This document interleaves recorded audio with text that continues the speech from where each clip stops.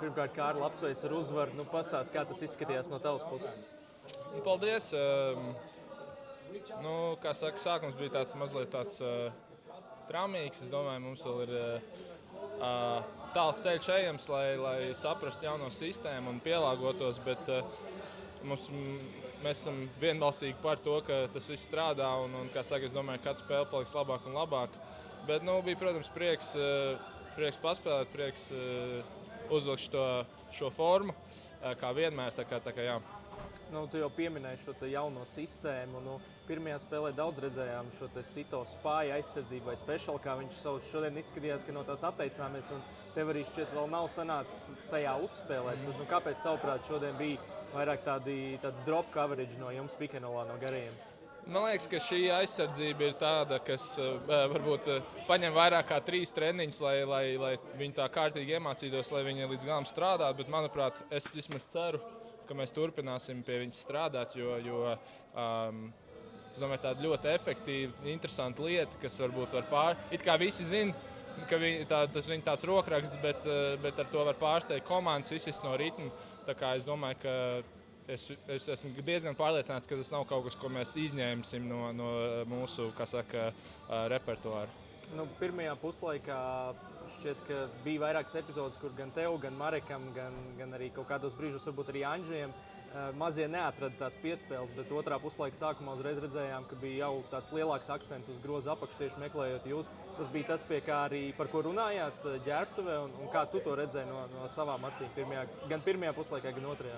Es domāju, varbūt drīzāk nevis, ka tika likts akcents, ka tur jādod garajiem iekšā, bet akcents tika likts uz to, ka jābūt agresīvākiem mums arī kā garajiem. Protams, visiem tas nebija tā, ka tikai mums, bet es domāju, tāpēc arī varbūt otrajā puslaikā varbūt mazliet vairāk to darījām.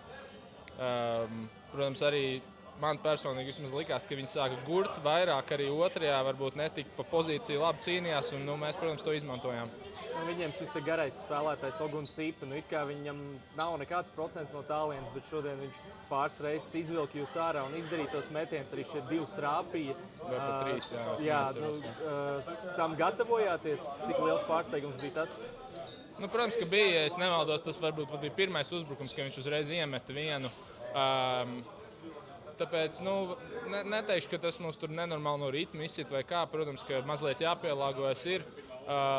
Un kā jau katram spēlētājam ir pirmo uzreiz iemet, es domāju, viņam pārliecība pacēlās un viņš bija gatavs mest vēl.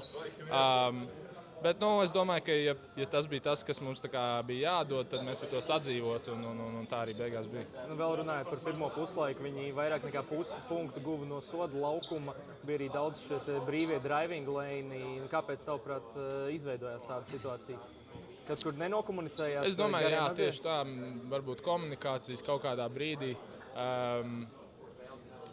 Iespējams arī mazliet no garo puses tur vaina īsti arī, jo, kā saka, protams, tā aizsardzība, ko mēs spēlējam, tāda jau spēlē daudz, kur, bet katrā vietā ir kaut kāds savs specifiks, ko treneris vēlās, un tāpēc varbūt arī mazliet ir jāpierod pie šī trenera prasībām, ne tikai garajiem, bet visai komandai, kā tur mazliet jāpiepalīdz. Varbūt arī tas, ka pretinieku garais spēlētājs arī iekars uz trīnīšiem mazliet lika mums mazliet uzmanīties un pavilka mūs mazliet ārā. Bet, es domāju, ka mēs pielāgojamies pie tā, un otrā puslaikā jau bija daudz labāk. Noslēgumā pastāst varbūt par savu veselības situāciju, kas tev tur īsti bija ceļgalam, un kāpēc nebija pirmajā spēlē, un ko tad izdarīja, lai tagad nospēlētu otro spēli? Jā, varbūt es tur tādos riktīgi sīkumos neiedziļināšos, bet vienkārši man tā trauma vēsture, kāda viņa ir, tāda viņa ir. Un bija tāds sajūta, ka ir pienācis tāds laiks, arī pēc visas pirmssezonas un arī smagās vasaras, ka ir vajadzīgi mazliet iesaistīties medicīniski. Neko tur briesmīgs netika darīts, bet tādas profilaktiskas lietas tur ar ārstiem pastrādājām un kas saka, lai ilgtermiņā būtu vieglāk.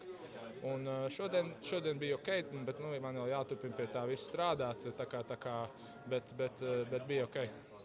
Paldies, lai izdodas.